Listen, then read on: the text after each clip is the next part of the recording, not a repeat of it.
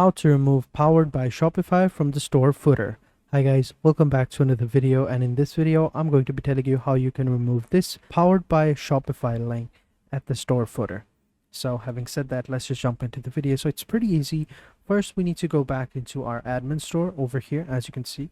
Then what we need to do is click on online store over here and wait for it to load up. Once it's loaded up, click on action over here onto your theme and then click on edit languages. Then it's gonna take you over here into the language settings, and over here you will see filter items. Just simply come over here and search for powered, and over here you will see these three lines, right? So over here, these are the description HTMLs powered by Shopify, and then we have powered by Shopify HTML. Over here, this is basically for password page, and what you'll do is just simply, like over here, whatever is written, backspace it or press a space bar, so that it removes. Same thing over here, press the space bar over here as well, and if you want to remove the other ones, you can go ahead and do that. Basically, this is the links option, the checkouts and system.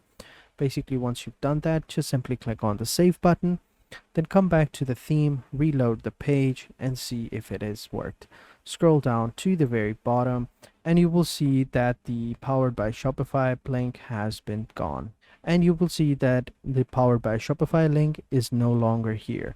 So that's how you do it, that's how you remove it. And if you guys enjoyed this video, be sure to hit the like button, subscribe to the channel, and turn on post notifications, and I will catch you guys in the next video. And until then, take care and goodbye.